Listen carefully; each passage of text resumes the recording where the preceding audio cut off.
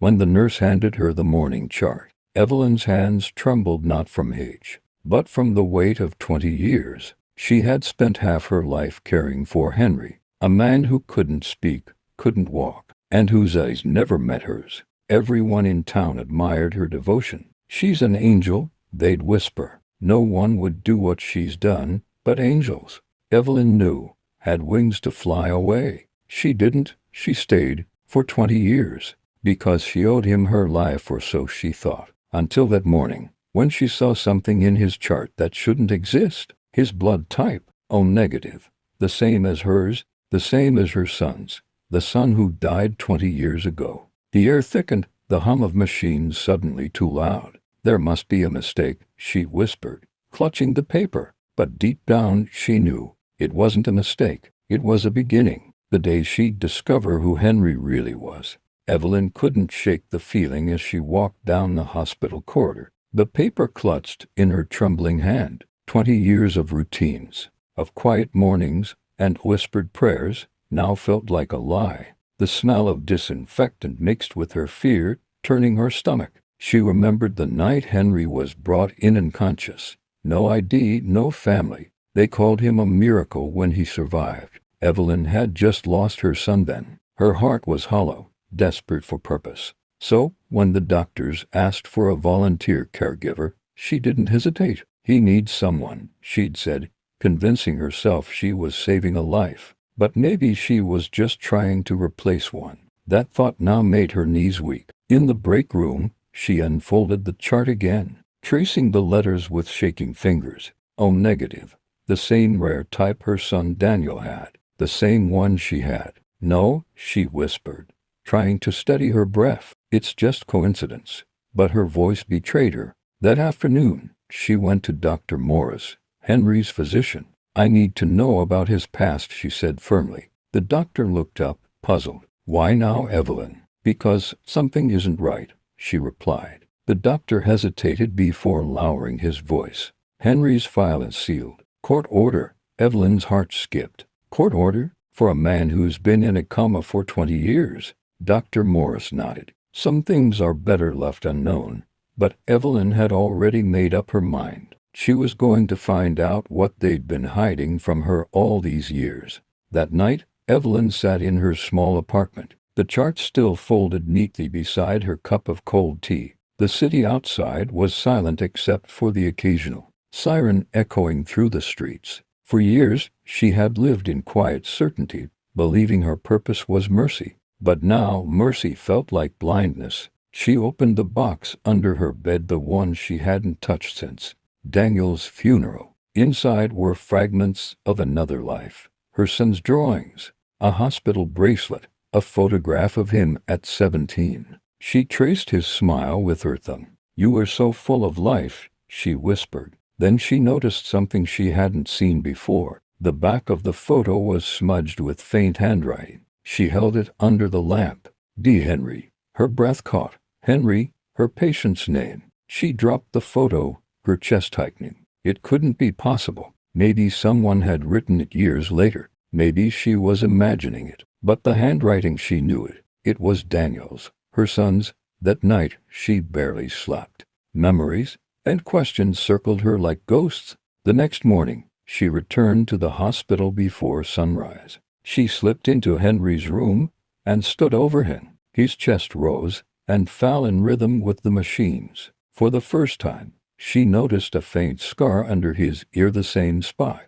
Daniel had surgery as a child. "Who are you?" she whispered, tears filling her eyes. The man didn't move, but his fingers twitched. For the first time in 20 years, Evelyn stumbled backward, her heart pounding so hard it drowned out the beeping machines. She pressed the nurse call button, but then stopped. If she told anyone what she saw, they'd think she was delusional. Or worse, they'd take Henry away before she got answers. Her trembling hand brushed against his, warm and alive. "Daniel," she whispered, the name falling out like a forgotten prayer. No response, just the mechanical rhythm of air and pulse. But she had seen it. She knew that twitch was real. She spent the rest of the morning pretending everything was normal. her mind racing through memories she hadn't dared to revisit. Daniel's last day, the accident, the call from the police, car crash, instant. That's what they told her. But what if they were wrong? What if someone had lied? At lunch, she slipped into the hospital's record room, heart hammering, and found Henry's original admission form. Most of it was blacked out, but she saw enough. Male, early 20s, found unconscious on Highway 4, no ID. That was the same highway Daniel's car crashed on. The same night, her hands shook so badly she dropped the file. "Oh my God," she gasped, clutching her chest. She ran back to Henry's room, needing to see him again, needing proof. The door was ajar, but Henry wasn't alone. A man in a dark suit stood by his bed, flipping through a clipboard. When Evelyn entered, he looked up sharply. "Can I help you?" he asked. "I am his caretaker," she stammered. The man's eyes narrowed. "Not anymore," he said quietly. "You shouldn't be here." And then he closed a folder with her name on it. Evelyn froze, her pulse thundering in her ears. The man in the suit closed the folder slowly, studying her with an unreadable expression. "Who are you?" she demanded, her voice shaking but defiant. "Hospital administration," he said too quickly. "Just reviewing all cases." She took a step forward. "Then why is my name in his file?" His silence was louder than any answer. He gave a small smile, cold, professional. "You've done your part, Mrs. Clark. It's time to let go." Before she could reply, he left, his footsteps echoing down the hallway. She stood there, staring at Henry's still body, the weight of those words pressing on her chest. Let go. For 2 decades, that man had been her reason to wake up, her chance at redemption. And now someone wanted her gone. She waited until the shift ended, then slipped back into the room. Henry's eyes remained closed, his breathing steady. But under the fluorescent light, she noticed something new, a small burn mark near his wrist. It wasn't old. Someone had been here. Someone who didn't want him to wake up. Evelyn's throat tightened. She touched the mark gently. "What did they do to you?" she whispered. That night, she took the bus across town to the police archives. Her old friend, Officer Green, owed her a favor. "Henry Langston," she said, "admitted 20 years ago after an accident on Highway 4. Green scrolled through ancient digital files, then stopped. "Funny," he murmured. "The accident report from that night lists 2 victims. One male, early 20s, unidentified. But there's a note, body transferred before confirmation." Evelyn leaned closer, her voice trembling. "Transferred where?" Green frowned. "It doesn't say, but the report was signed by Dr. Morris. The same doctor who told her to stop digging." Evelyn couldn't sleep that night. Every creak of the house felt like an accusation. Every gust of wind a whisper telling her she'd waited too long. She sat at the kitchen table, the file in front of her, candlelight flickering across the faded pages. 2 victims, one unidentified, and Dr. Morris, Henry's doctor since day one.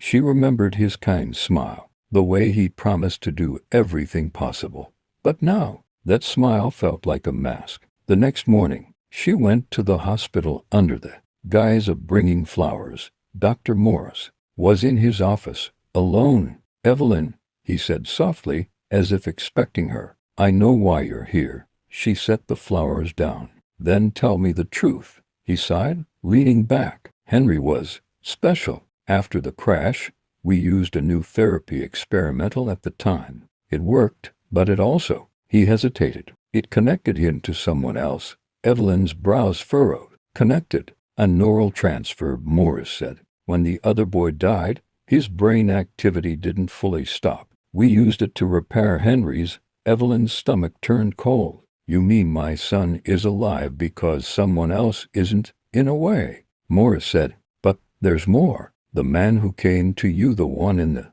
suit, he's from the company that funded the procedure. They don't want anyone to know it worked." Evelyn stepped back, horror and fury mixing in her chest. "And the other boy, who was he?" Morris's eyes flicked away. "His name was Noah Blackwell." Evelyn froze. That name, she knew it. Henry's childhood friend, the one who died in that same crash. You told me there was nothing left of him, she shouted. Morris's voice broke. There wasn't supposed to be. Evelyn turned and ran from the office, her hands shaking. For the first time in 20 years, she realized maybe Henry wasn't the only one lying still in that hospital bed. Evelyn drove until the world blurred outside her window, the hospital shrinking behind her like a bad dream. The name, Noah Blackwell, pulsed in her head like a heartbeat she couldn't silence. She remembered his laugh, his quiet nature, the way Henry used to say, "He's like my shadow." Now, that memory felt like a warning she had ignored for decades. She stopped at an old gas station, breathing hard, gripping the steering wheel until her knuckles went white. She had to see Henry. She had to look into his eyes and know if there was still something of her son or someone else staring back. When she arrived at the care facility, the nurse hesitated before letting her in. "He's been talking in his sleep," the nurse said softly, saying names. One in particular, Noah. Evelyn's chest tightened. She entered the dimly lit room. Henry lay there as always, but the air felt different, charged, alive. She sat beside him, brushing a hand over his arm. "Henry," she whispered. "Or Noah." His eyes fluttered open. For a moment, she saw her son. Then, something else. A flicker. A shift. "Mom?" The word came out strained, uncertain. "I'm sorry." Evelyn froze. "For what?" His lips trembled. "I wasn't supposed to stay." She felt her heart crack. "Who are you?" His voice dropped to a whisper. "Both." She recoiled, tears spilling down her cheeks. The lights in the room flickered, machines beeping in erratic rhythm. "They said I'd help him live," Henry, Noah continued, voice breaking. "But I think I took too much." Evelyn shook her head, choking on disbelief. "No, no, you're my son." "I was," he said softly, "and I still want to be." His hand reached for hers. "But I remember his mother's face too." Evelyn pulled away, collapsing into the chair, the world spinning around her. The truth wasn't just science, it was haunting. Two souls trapped in one body. A mother forced to face that her son's life had come at the cost of another's. The storm outside roared as Evelyn sat in her car, her trembling hands wrapped around the steering wheel. The echoes of Henry's Noah's words wouldn't stop repeating in her head. "I wasn't supposed to stay." She felt like she was losing her grip on reality. The doctor's explanations, the whispers about experimental procedures, and the sudden reappearance of the Blackwell family, it all collided in her mind like pieces of a cruel puzzle. She drove through the rain to the old Blackwell estate, the place she had avoided for 20 years. The iron gates were rusted but still stood tall, like guards of a secret too heavy to die. She got out, soaked within seconds, and banged on the door. It opened slowly, revealing an elderly man, Noah's father. His eyes widened. "Evelyn," he rasped. "I wondered how long it would take." She stepped forward, voice trembling. You knew what they did to my son." The man nodded weakly. "To both our sons." His words sliced through her. "They said it was mercy," he continued. "They said they could save a piece of each boy after the accident, but no one told us what it would cost." Evelyn's tears mixed with the rain. "He's suffering," she whispered. "They both are." The man led her inside, to a dusty study filled with photos and medical files. He handed her a yellowed envelope. "He was never supposed to wake," he said. "They merged brain tissue, memories, souls, maybe." I begged them to stop. Evelyn opened the envelope. Inside were two signatures, hers and his authorization for the procedure, dated the night of the crash. Her breath hitched. She remembered that night only as a blur of grief and hospital lights. "You signed too," the man said softly. "We both gave them permission." Evelyn felt her legs weaken. The guilt crushed her like a physical weight. All these years, she'd blamed science, fate, God, but it was her own desperate hope that had done this. The rain outside thundered as she sank to her knees, whispering, "What have I done?" And for the first time, she understood. The monster wasn't the experiment. It was her refusal to let go. Evelyn returned to the care home at dawn. The world outside still gray and wet from the storm. The halls were quiet, heavy with the scent of antiseptic and sleep. She walked slowly toward Henry's room, clutching the envelope against her chest. Inside lay the truth, the signatures, the evidence of her own hands in what he had become. When she entered, Henry was awake, his eyes open and calm, as if he had been waiting. "You found out," he said softly. Evelyn nodded, tears welling. "It was me," she whispered. "I let them do it. I let them turn you into—" Her voice cracked. "I just wanted to save my son." Henry's gaze was gentle. "You did?" "No," she said, shaking her head. "I saved a body, not a soul. I made you live in pain." He smiled faintly. "Mom, the pain wasn't yours to carry." His words pierced her heart. "They said I wasn't supposed to wake, but I did. Maybe because you needed to say goodbye."